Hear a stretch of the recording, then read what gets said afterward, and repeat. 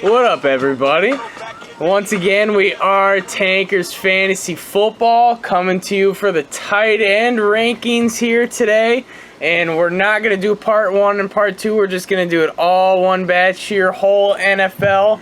But first, we'll give you a little scoop on what's going on with the Listener League. Apparently, I think the Listener League is full. We got, I think, one more spot waiting for an invitation to be out there, but I'm pretty sure the Listener League is full. But if you're still interested, send us your email, and put it on the comments below, or you can email us at tankersfantasyfootball@gmail.com, and we'll keep it logged. And if we get 10 or 12 more people interested, we will do another league, people. We don't necessarily have another old shit gun to give away in another league. We'll figure out some other things, maybe a jersey for sure. And we'll definitely have the jersey on there and the 6 koozies, and we'll definitely hit you up with another prop that we've used on the show you can't before, they can't ship you the golden shovel. The shit would be so crazy. The shipping on it would be outrageous. Just go to Ace yourself. Why? And go. I might be arrested for suspicion of shipping shovels. So with that, we're going to kick it off with our tight end rankings here. And our number 1 tight end, we're going to go with Travis Kelce. And I know you're saying probably Gronk, which, you have every right to say Gronk, but we're giving the edge just for the sake of health. Oh, you gotta. Gronk, I love you, bud, but, you have just let me down way too many times. I traded him away in one of my keeper leagues that I'm in, and I never look back. I don't feel bad about it. Travis Kelce, how could you... this guy only had, 4 touchdowns last year, but other than that, we were talking about undeniable sex, talking about 85 receptions for over 1,100 yards for a tight end. That is impressive. The man had 600-yard games for a tight end. That is out of his mind. The only person in the NFL that had more 100-yard games than him is Julio Jones. Seriously. We're talking like Delanie Walker has had 4 in his career. 4 in his career. Kyle Rudolph has had 200-yard games in his entire career. Talking about Kelce had 6 last year, and from weeks 11 through 16, in 5 of those 6 weeks, he got you 100 yards. When it mattered down the stretch and in the fantasy playoffs, Travis Kelce was there for you. He really was. PPR, he is an absolute monster out there at the tight end position. He had 11 5-catch games. The only thing you'd love to see is those touchdowns go up more. He's been kind of at that 4 to 5 range. But if he can find his way to that 7 to 8 range, no matter what Gronk does, I think he still could be the number 1 overall tight end at the end of the year. Yeah, Alex Smith just has to turn it up in the red zone. But I think 4 is too. I think 4 is low. That's got to be. I don't think there's any way he doesn't get 4. More. At least 6, minimum 6 this year. I don't think there's any way he gets that 4 again. And if he keeps these yards and these receptions up, my goodness, this is number 1 PPR tight end every day in my book. So number 2, you got to give it to Gronk there. You can't deny him that much. This guy, he really only played 4 full games last year, and it comes down to it. He didn't start the year off because of the injury problems, and then he tried to give it a go. Got injured, and then he tried to really give it a go and completely out for the year. But in those 4 full games he played, he averaged 21.5 PPR points. 21.5 in those 4 full games he played for you. Now, I know he flirted around beginning with the blocking, and you probably played him, and he scored 0 or he scored minimal to nothing in those 2 weeks before he hit those 4 games with 21.5 points. My goodness, this guy is on the field, and he is healthy. There is no denying the sexy boy status, but I just can't. I don't think he's going to be. 3 back surgeries? How is this guy going to play 16 games for you with 3 back surgeries? They're saying he's feeling great, and if you're a buyer, you really hope he is, because in every single game that he's played, or every single year that he's played at least 8 games, he's scored 10 touchdowns minimum in all of those 4 seasons there that he's done it. Yeah, healthy enough to be at WrestleMania. Healthy enough to go out there and throw a shoulder block into Jinder Mahal. And so I think he's, if he's on the field, he's your undeniable sexy boy. But at his current average draft position, I just can't get on it anymore. I just can't fall in love with it and get my heart ripped out again. I just can't do it. Yeah, I mean, he could be looking for, I think it'd be like a 6 double-digit touchdown season, but the health is the issue, and he's not getting really any younger, and he does have the injuries kind of sneaking up on him. 3 back surgeries. That's a lot of back surgeries. The next guy we got here, we're going old, dirty, reliable. He's kind of fighting a contract issue. I usually don't, people, NFL players get paid a lot, so I'm kind of like, their contract issue is whatever. But I read into it a little bit, and he deserves, who's getting paid more than Greg Olsen? This is ridiculous. Charles Clay is getting paid more than Greg Olsen. When I read that, I got mad for him. I got mad for Greg Olsen out there. I was like, damn straight, you better get paid more than Charles Clay. That's embarrassment. I was pissed for him out there. My goodness, this guy's 3 straight seasons over 1,000 yards as a tight end. That is getting it done. And at least 77 catches in those last 3 seasons, too. The only thing, he only had, 3 touchdowns last year? Yeah.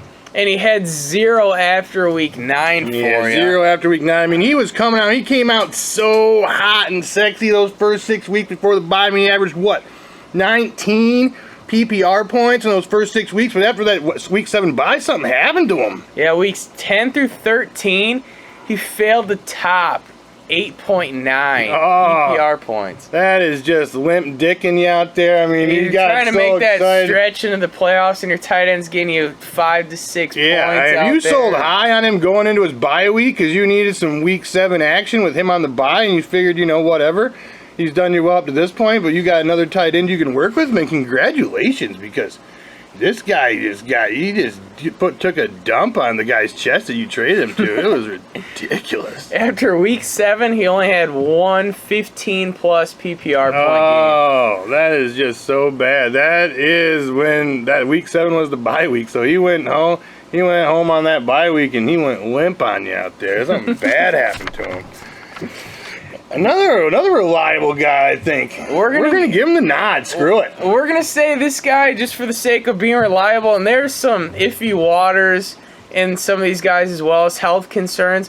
So if you're looking for a guy who's gonna be steady when ready and also take into account his ADP a little bit, we're gonna say the 4th tight end is Kyle Rudolph. If you look at it, we gave Kelce, what do you have? Kelce had 11 games with 5 or more receptions. Kyle Rudolph had 10. Kyle Rudolph had 10, and he's not going to be that big play, that big, sexy 100-yard game for you. He only had 1 this year, and he only had 1 2 in the previous year. 2 his entire career, so he's not going to be that big play for you. This guy, if he can continue to get it done in the red zone with Sam Bradford, I think Kyle Rudolph earns his 4th overall ranking at tight end. He's going to be there for you at least. Bradford really likes him. He set his new career highs in receptions, new career highs in receiving yards, and he had 7 touchdowns, and he somehow in his 2nd year as a Viking, he had 9.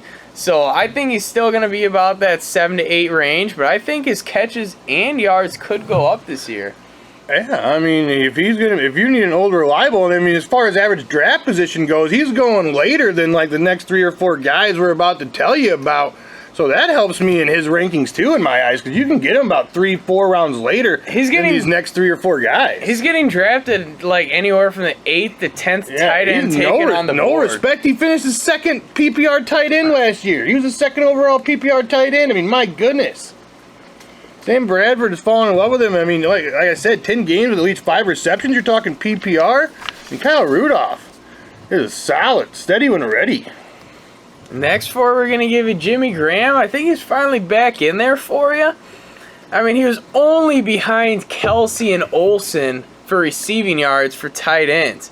And this guy averaged 15.5 points in weeks from weeks 3 to 13. Yeah, he came out and he laid those eggs those first couple weeks. He got only 9.3 PPR points in the total of weeks 1 and 2. So if you went out there and you bought low on Jimmy Graham last year, he paid off for you from weeks 3 to 13. But he did kind of leave a sour taste in your mouth again in the playoffs. Only had 16.7 total points in weeks 14 and 15 combined. That's not getting done. So he had a bad beginning and he had a bad end. But for that stretch right there, he was a sexy boy. I mean, we were talking top 3 tight end with that 15.5 from weeks 3 to 13. All right, he's on the wrong side of 30 here now. So that does hurt him a little bit with his age, but I still think he's going to be a very solid tight end for you. And I think he's a little more, less injury prone than these next 2 guys we're about to talk about. The next guy, if we could easily have him in the number 1 overall discussion if it wasn't for injuries. But Jordan Reed has never played a full season of football. I think the most he's ever played is 14 games. And he had 42. This is getting done. He had last year we're talking he had 42 receptions, and that's only going into the week 9 bye. Yeah, he had. So we're not saying on the season, 42 going into the bye. 42 receptions going into the week 9 bye, and that's with missing 2 entire games. So my goodness, in 6 total games, this man had 42 receptions for you. So I mean, when he's on the field, he had 9, 8, 9. 9, 8, and 9 in the stretch. I mean, if he's out there and he's on the field, I mean, Jordan Reed is definitely top 3 consideration all day long. But I'm just, a little bit more afraid about it. A little bit more afraid about him out there. If you're gonna get Jordan Reed, I feel like you have to draft one of these next guys before that cliff happens. Yeah, you gotta get at least another top 15 guy, I think, if you draft a guy like Jordan Reed or Eifert. I like to really sit on the tight ends and kind of see where that cliff is and get one of those guys right before the cliff happens. Usually it is like a Rudolph, but I feel like if you do draft Jordan Reed, you have to get 2 guys before the cliff happens. Because if he's in there, he's the ultimate luxury. But he's guaranteed not to be in there some games. Yeah, you gotta get another top 15 guy with upside, like a Howard or Ingram, another rookie out of the Giants, or, get yourself a dad runner out there. But you got to get yourself one of these boys before that, just to the shade of gross. You can't be out there. You can't be relying on Coby Fleeners if Jordan Reed or Tyler Eifert go down, because that's scary business. Speaking of Tyler Eifert, another guy who has not played a full season to his career. And he really has never had over 52 receptions in a season. Never been a PPR guy. So he's definitely in kind of more standard format. He is pretty touchdown heavy, but I mean, when he is in there, I mean, he's about as lock as a touchdown play as you can have at the tight end position. I mean, 2015, he caught a touchdown on 25% of his catches. I mean, that's ridiculous. 13 touchdowns. I mean, Gronk's not even fucking with that kind of percentage of touchdown per receptions. But, I mean, this guy is definitely more of a standard sexy boy for you.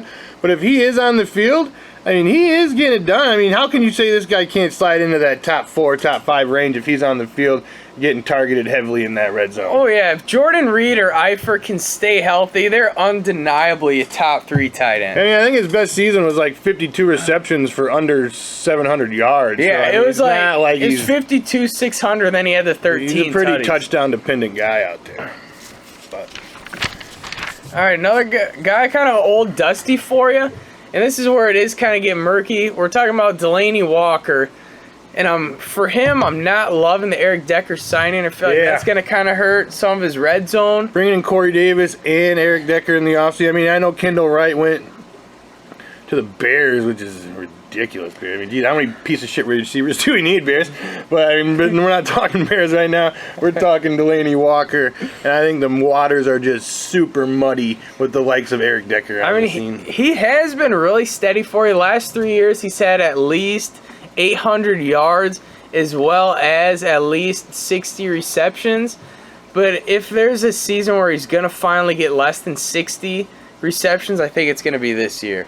Yeah, I mean, I think he might still flirt with that 60 to 65 receptions, but I just don't know if I think his 6 to 7 touchdowns he's been getting these last 3 years will be going down maybe to like that 4 range. Yeah, 7 last year for his career Eric Decker's high. a touchdown hawk. He is.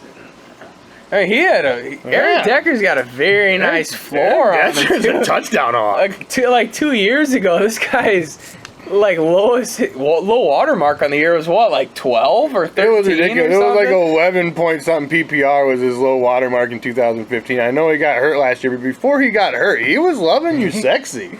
He really was, and I know he's getting older, and I know he's white, and he's coming off an injury out there, but I think he's going to bring down the value of Walker, and I think he scares me off of Corey Taylor height or the Corey Davis, yeah. Corey Taylor and redraft scares you off of the Corey Davis and of the Rashard Matthews as well. I think the whole thing is totally murky out there. If anyone is a buyer, I think it's Mariota. Yeah, I was going to say, if anybody's a winner of all this murky water muddiness, Mariota's definitely with all these weapons. I think Mariota can slide into that top 10. Yeah, he's definitely I think Mariota and Winston, I think, are going to be top 10 quarterbacks this year. Sneaky.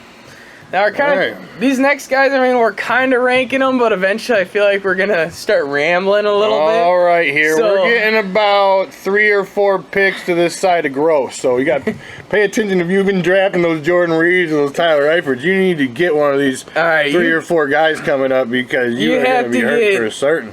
You have to get some of these guys. We're talking, I know, Jason Witten. I know he sucks. I mean, honestly, Jason Witten, if you want to do it, he can be your 3rd tight end, and I don't think you have any problem drafting him because this guy's going borderline undrafted. I mean, if you want 10 points in PPR, I mean, this guy's probably a good bet for it. If your Reed or your Eifert goes, I know his ceiling is dog shit. But if you want a guy who can fill a hole and not put up a freaking 0 for you, this is your boy, Jason Witten. We got some Martellus Bennett, the black unicorn, moving up to Green Bay. I feel like he's gonna hit you up with those huge weeks, but he's gonna have a few, 3 to 4 pointers mixed in there. Aaron Rodgers really has never been in love with tight ends. I mean, look at Jared Cook last year. He had a couple humongous games. People were buying on him late. I mean, journeyman deluxe. I mean, his 5th team, his 3rd team in 3 years. I mean, my goodness. He's been Dallas, Philadelphia, Giants, Chicago. Not Philly, Dallas. I thought he did play Philly. He started in Dallas, went to the Giants, went to the Bears, went to New England, and now he's in the Packers, and he's been on 3 different teams in 3 different years, and this guy's journeyman deluxe. But if you're, I think he'll put up some big weeks. I think he will have those a couple of those big time, maybe 2 touchdown weeks, but I think he will lay those serious 1 to 2 receptions for 15-yard weeks about 4 or 5 times on you as well. He saw an interview. He said Aaron Rodgers is the best quarterback he's ever played with. Oh, well, that's a I mean, how'd he come up with that? Better than Tom Brady? Tom Brady. I mean, that's just throwing a little. I feel throwing a little love at his current guy. A little sand in Tom Brady's eyes. You got him a ring at least. You got me. I'm trying to stir up some drama. But. All right, one guy. I feel like this is about the cliff here that we're talking about. We're talking Hunter Henry. If Gates is on the field and if he's trying to play, I feel like his stock definitely takes a hit. But this guy still had 8 touchdowns last year as a rookie. I'm kind of all in on Hunter Henry at his current average draft position. I mean, if you're looking to get him as your tight end 1, I'm a little bit afraid of that. But if you're looking to put him on your bench as one of your first bench players, I'm down with that. If you're going to be drafting one of these guys that are capable of laying injury eggs for you, like Gronk and Reed and Eifert. All right, for me, this is the last guy that you can feel good about on a week-to-week basis. I mean, you got little Zach Ertz after him, but I mean, I think Zach Ertz might be like the most unsexy pick of all time. So, we're gonna give it to Jack Doyle. Dwayne Allen's out of town, and for a little stretch there, Jack Doyle did put up some pretty decent numbers, and Andrew Luck's gonna be chucking the ball around. I just feel like he was decent enough last year to give me the tight end 1 nod with Dwayne Allen's absent. Yeah, he's good. He's gonna be out there, dad, running, trotting, plotting, and getting it done. But I don't know. The Colts tight ends have never been that sexy to me. But he is about right. He's about just this side of gross, I think. And you got Ertz, who was kind of finger-tipping the cliff out there. And he will get his targets, but I just don't know. I mean, for a tight end, he really isn't working the red zone very much. There's 2 two tight ends here that I really, really like, and I could even throw in a third one in Njoku. But two tight ends I think who actually are going to produce this year as a rookie. We're talking O.J. Howard for Tampa as well as Evan Ingram for the Giants. Yeah, I think Evan Ingram might turn into that Marcus Colston of back in, like, I don't even know when it was, 05 or 06 or something. When Marcus Colston first came into the league, he was listed as a tight end on a lot of fantasy sites, and he was basically a wide receiver because I never saw him line up as tight end once. Yeah, Ingram is a guy that I honestly feel like I'm circling on every single draft this year just because he's getting drafted so late. He's getting drafted around like the 14th, 15th round. For that value, you're talking second to third tight end on your roster. Throwing darts with dudes with possible upside who could, steal starting spots on your team. And they drafted this guy high when they already had good weapons there. So they are falling in love with him. They're saying there might even be some two tight end sets. So. Yeah. All right, here's like three guys that kind of, dog shit.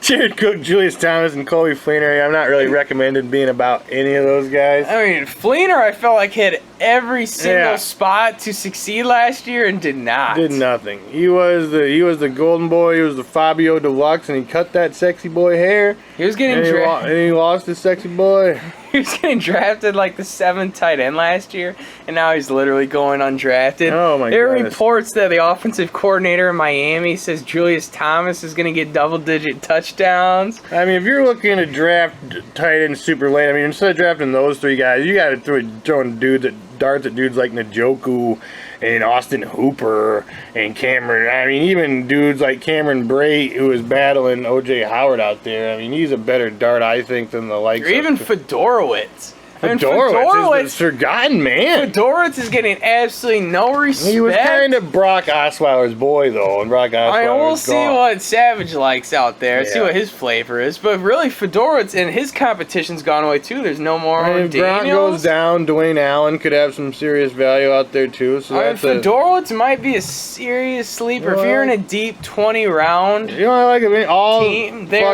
Fedorowicz might be your guy. I like over all those dudes we just said in the last minute or so. I'm talking about the Outlaw. Talking about Jesse James. They're working on his red zone shit with the Berg out there in OTAs. And Darius Green is hung. He's out of town. He's dead. He's gone. It's all the Outlaw. And I'm thinking if you're throwing a dart and you're looking, my God, my tight end's absolute dog shit terrible. I need to have a tight end on a good football team that's going to be on the field. I'm thinking you're going the Outlaw. I think Fedorowicz is that guy too.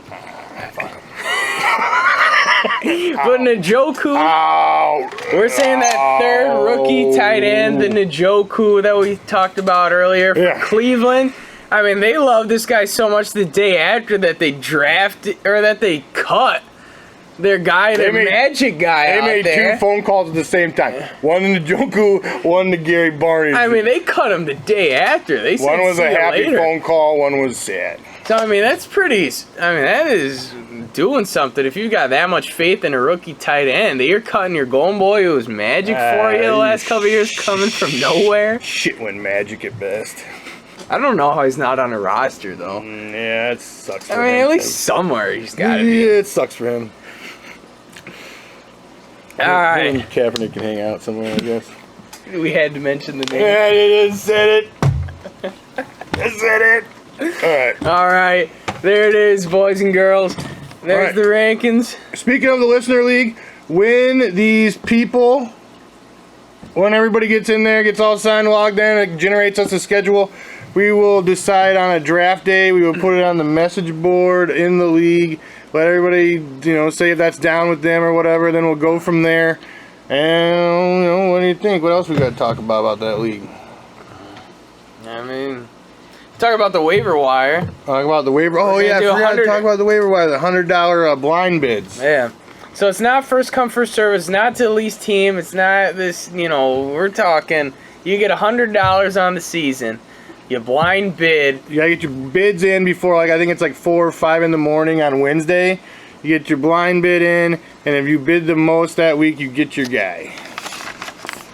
Everybody starts the season with 100 blind bid dollars. It's all capitalism. You get what you pay for. Yeah, you know. I love it. You spend it early, you know, you fuck yourself late. You know, there might be a Magic Boy, though, out on the waivers. Maybe Magic Sexy Boy, weeks 1 and 2, baby. Say might be some Kevin Ogletree. What? Exactly. What? Kevin Ogletree scored 3 touchdowns once upon a buck, week 1. And then I don't think he scored 3 touchdowns since. Total, ever. All right, everybody, we're going to hit you up with them quarterbacks later here. But first, we will do the mock draft. We're going to do another 12-teamer. Now, the mock draft, we're doing them from different positions than we've done before. We're going to hit it hard. We're loving it. We will. We got to keep you updated on the mocks, current ADPs. ADPs are fluctuating daily. We're going to try and get a mock at minimum every couple weeks here for you. We always do the mocks on those fancy football calculators, those ESPNs, and those They're CBSs just not up to date whatsoever. They're awful. Yeah, their ADPs are 2 or 3 weeks behind in fantasy football. Yeah, Joe Mixon, I saw like going in the 8th round in one of them. I was like, this is why people don't use these. I saw Joe Mixon in the 3rd round. Yeah, 3rd round on the calculator yesterday, and we're talking Everybody's been consistent, you know, creeping up into that 4th. I mean, the 3rd round's getting a little. I love Joe Mixon, but 3rd round's getting a little bit too rich for my blood out there. He's been going consistent like late 4th. All right, call the show. All right, guys. Thank you so much for watching. Subscribe below. Check us out on Facebook. We love you so much. We hit 100 subscribers. We got like 107 right now. Feeling good about ourselves, baby. Tell your neighbors. All right. Tell everyone. Tell everybody we love them. We love you. We love them. Spread the love. Take it fancy foot. See you next time.